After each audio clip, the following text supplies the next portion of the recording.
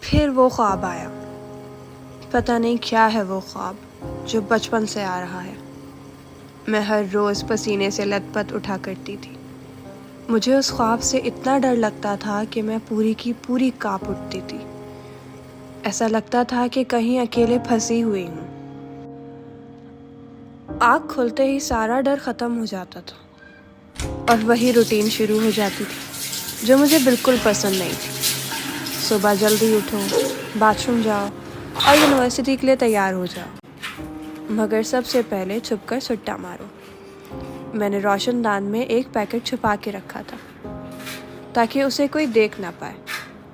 پتہ نہیں کیوں سگریٹ پینے سے مجھے سکون ملتا تھا. ہر ایک کش کے ساتھ اپنا وجود محسوس ہوتا تھا اور میرے سارے مسئلے حل ہو جاتے تھے. کوئی روکنے ٹوکنے والا جو نہ تھا. لیکن پھر وہی زندگی. جیسے ہی باتھ روم کا دروازہ بند ہوتا تھا میں واپس آ جاتی تھی اپنے خیالوں کی دنیا سے جہاں میں آزاد تھی. شیشے کے سامنے بیٹھ کر میں اپنے آپ کو بہت غور سے دیکھا کرتی تھی. کون ہوں میں؟ کیا ہے میری زندگی؟ کب تک ایسے گزرے گی میری زندگی؟ یہ سب سوچا کرتی تھی. عجیب سے قید میں تھی میں. روز اپنے آپ کو دیکھ کر لگتا تھا کہ بہت تھک گئی ہوں میں، اور اسی بیزاریت کے ساتھ میری زندگی میں ایک اہم چیز تھی، یہ نقاب. جیسے جیل کے باہر سپاہی ہوتے ہیں ویسے ہی میری زندگی کا جیلر تھا.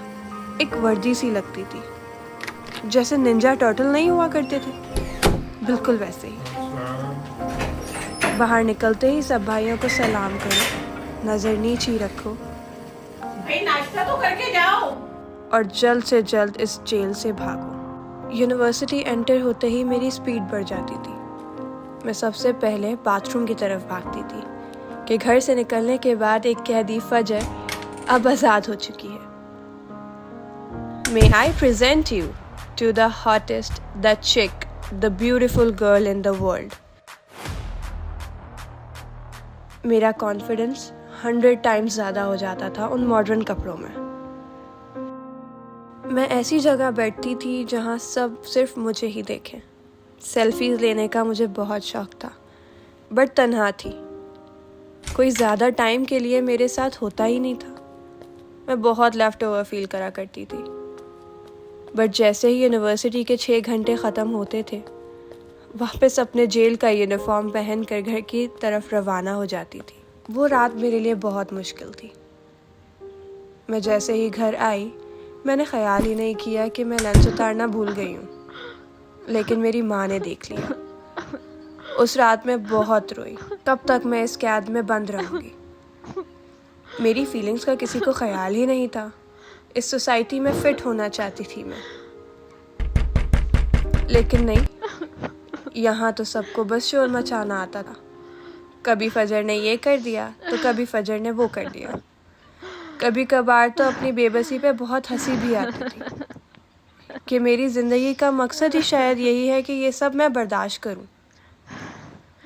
تبھی تو میں جان بوجھ کے وہ سارے کام کیا کرتی تھی جن سے ان سب کو آگ لگے. سگریٹ پینا، گھومنا پھرنا، وہ سارے کام جو ان لوگوں کو برے لگتے تھے. مجھے لگتا تھا یہ میری آزادی ہے، یہی زندگی ہے، اور زندگی میں یہی مزہ ہے جو میں مس کر رہی ہوں. کچھ گھنٹے روتی اور سب ویسا ہی ہو جاتا. میں پھر انہی سب کاموں میں لگ جاتی. لڑکوں سے دوستیاں، سجنا Swarna, in short social media میں فیک کرنا، سب کو یہ دکھانا کہ میری زندگی کتنی پرفیکٹ ہے.